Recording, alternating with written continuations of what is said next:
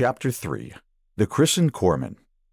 2,365 light-years away in the Grimm system, the Daunting and 6 other vessels appeared in the landing zone, a large area of empty space. It was evident by the brilliant golden light bathing the ship that they were now closer to the center of the galaxy than the Parallax system. Much of the dust clouds that normally obscured the Milky Way's core were now between the ship and the outer edges of the galaxy, reducing the surrounding starlight to a few twinkles. His hands tensed up in fists. Ramadi's fully stretched arms floated in front of him as though he'd ridden a backward roller coaster. He was shaking and sweaty all over. With a sudden gasp, he remembered to inhale, but that was the only thing he recalled. Nothing about the small quarters around him, its consoles and surfaces, were familiar. As he adjusted in his seat, his abdomen ached as though he'd just done 100 sit-ups. Then, like a foggy memory taking form, it occurred to him that he'd just been through some kind of an amazing experience. There was a magboard turned away from him, and a pen floating in zero gravity was tethered to his chair's right arm. He turned the board to see it. First time through star relay, on Daunting. Charlie helpful. Go engines. Dalton bossy, was written on the board. The first memory to rush back was the hug he shared with Kelly Harper back at Parallax Station. It was as if he could still feel her arms around him. He lingered in that warm thought for a moment. "Fortuna!" Dalton blared. Ramadi, though not yet cognizant of what he was doing, quickly unbuckled the strap of his armchair and pushed himself upward through zero gravity. Grabbing a guide rung on the ceiling, then another, he pulled himself toward the door when he realized that he should probably clear his magboard. Quickly, he turned around and darted down, pressed a button on the board to clear it, then pushed himself back up. The door opened into the midship upper deck central hall, which was nearly too small to call a corridor. Speaking of claustrophobic conditions, a door on the right led to the black box. Measuring 8 feet long by 6 feet wide, the tiny pod doubled as an escape pod and backup of the ship's data storage. It could accommodate 6 personnel with a day of life support. Having mostly recovered from the weirds, Ramadi hastily pushed off of one wall of the hall, then the other like a pinball ricocheting its way through a machine. Metal rungs lined the ceiling like a horizontal ladder, intended to help with navigation in zero-G, but they were hardly needed in such a cramped space. When the ship was under the effects of gravity, they became monkey bars, used for upper body strength training. The crew of any AstraCorps ship were expected to self-maintain their physical fitness at all times, which was kept in mind when the ship was designed. Structured with what Corpsman called a 2-3-2 layout, Daunting's forward section was divided into 2 decks, midship into 3 decks, and aft into 2 parallel sections. The cargo bay and torpedo bays demanded the bulk of forward, while the aft housed twin-engine boosters. Midship was composed of crew quarters, the mess hall, and the black box on the upper deck. The belly of the fast attack craft housed the chromodynamic fusion reactor, the plasma induction system, and an extra thick hull. Middle level of the midship connected all ship systems into the bridge, where Adam's core was contained, encircled by a corridor called the ring. Ramadi approached the hatch that led to the ring, and pulling himself with an underhand grip, he did a front flip, tucking his knees up to his chest. As his feet passed the ceiling, he gently kicked off and gingerly coasted downward until he grasped onto the hatch leading to the middle deck. He spun its wheel with one hand while grasping a guide rung with the other. There was a pop as the air pressure equalized, pushing the hatch open. Adeptly, he let go of the door in time to switch his hands to guide rails on either side of the entryway, then pulled himself through the opening using the ladder below. Greeted by a whoosh of circulated air and the hum of power that coursed through the ship's heart, Ramadi descended into the ring. The circular corridor was spacious compared to the tight quarters of the top deck. A 10-foot wide hallway with 8-foot ceilings, it accommodated a crew of 6 to run in 2-by-3 formation, where there was gravity. Panels and compartments lined the inner and outer walls with access to an armory, networking systems, power distribution, and life support systems. Accustomed to gravity, Fortuna flipped his body around so that his feet faced the floor. Then, with one foot planted on a rung and a hand resting further up the ladder, he looked to his left down the curving corridor toward the aft of the ship. It was about 30 feet to traverse, and the larger space presented a greater challenge in zero-G. One underpowered kickoff or slip of his grip, could make for an awkward, prolonged drift. It was a situation ripe for embarrassment, and he didn't want to appear any more inept than he already felt. Realizing he was overthinking a simple task, Ramadi kicked off from the ladder toward a rung on the ceiling 20 feet away. As he coasted through the corridor, it occurred to him that the Academy had not adequately prepared him for this. Traction boots and suits with jetpacks were all too common in the drills he had run, but such tools were not always called for. Thankfully, his aim proved true as he landed at his target and grabbed a ceiling rung, but he had overestimated the force needed to reach it. His excess momentum sent him rotating upwards, thumping him against the ceiling. Unfazed, Ramadi gently pushed himself away and looked toward his destination 15 feet further down the ring, a door leading to the engineering section. The aft door was firewalled, thus could only be opened by placing a hand on a panel to its right. It would automatically close on a timer.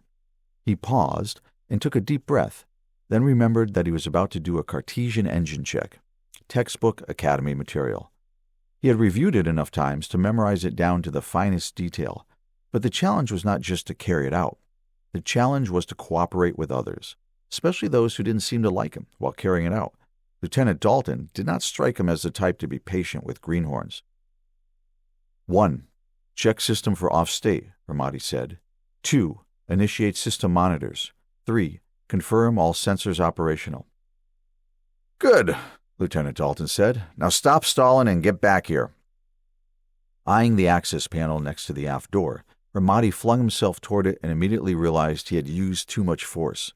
Though he pressed his hand firmly on the panel and the door to aft section opened, the wall answered his velocity in kind, bouncing him off.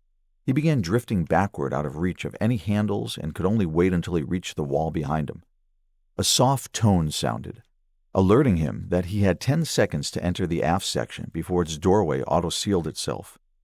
Floating backward at a frustratingly sluggish pace, Ramadi turned perpendicular to the wall behind him and straightened out his legs to attempt to reach it for another kickoff.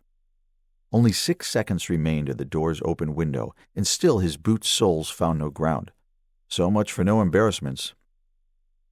"Heads up, I gotcha," came a voice that Ramadi couldn't place. Like a pair of bees, 2 tiny repair drones buzzed and sped out of a compartment in the ring's inner wall, hooked onto Ramadi's waist, and tossed him toward the open door.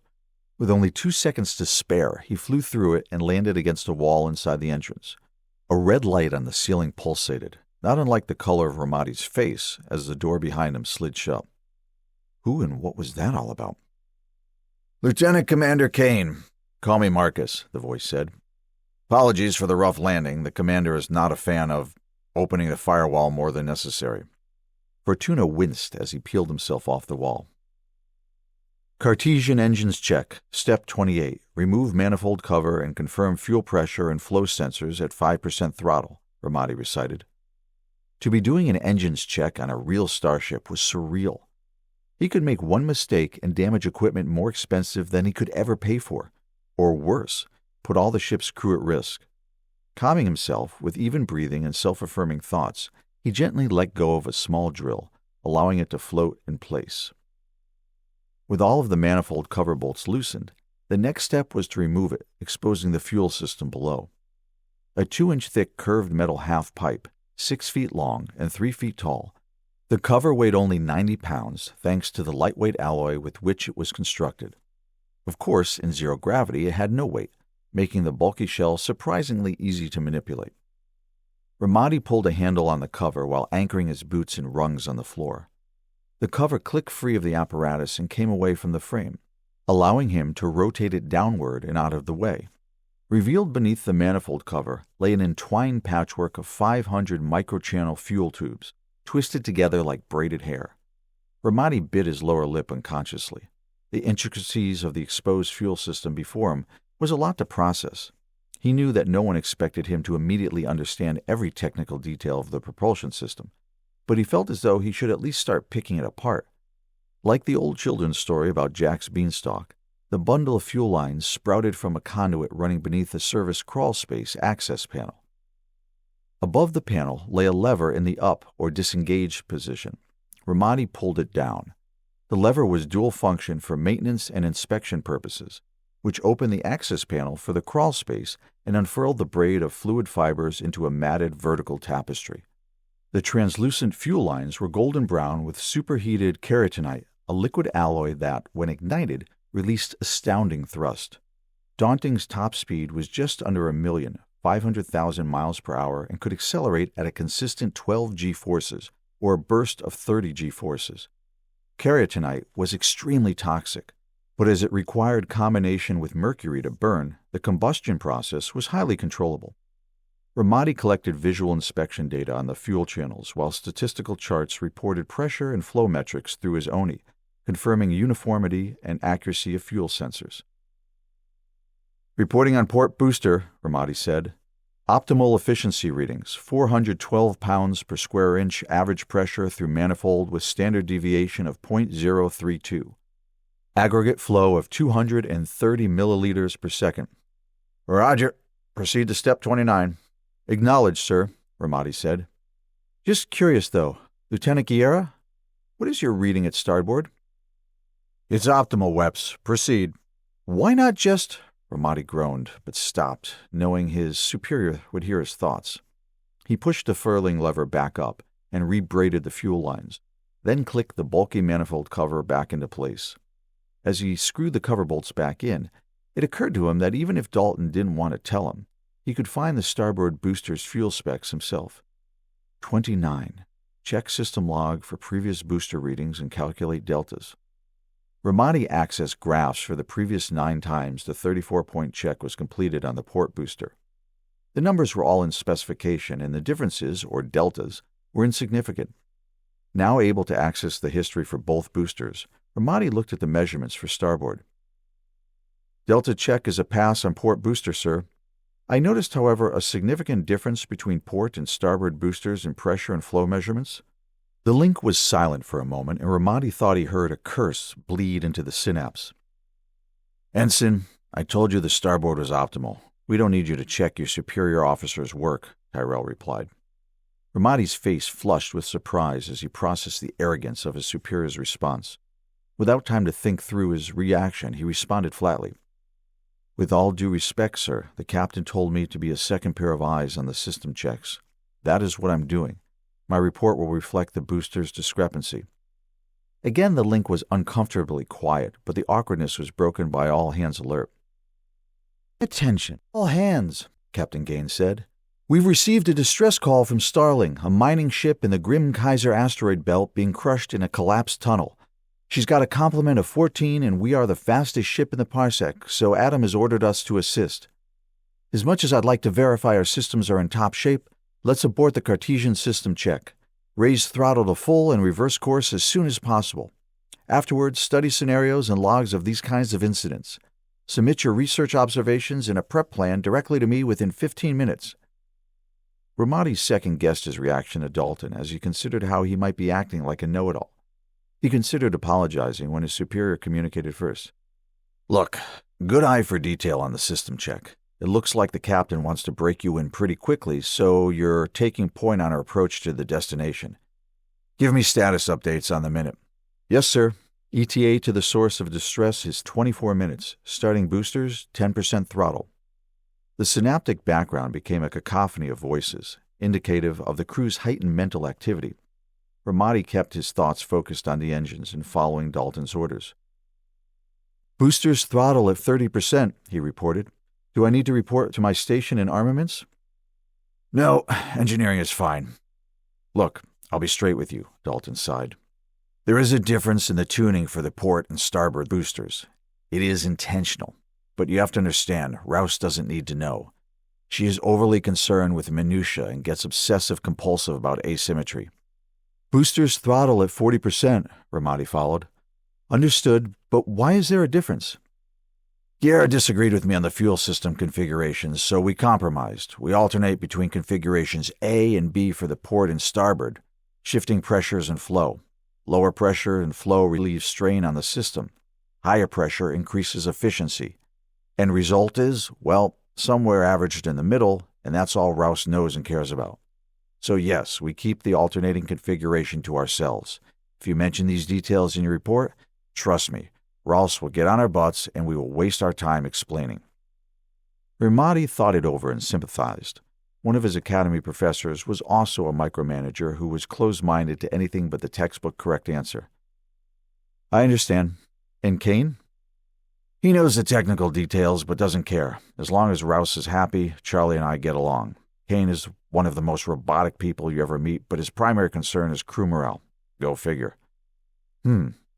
"Boosters at 70%. "Looking good. Bring us up to full." Ramadi wondered what kind of dysfunctional family he'd become a part of.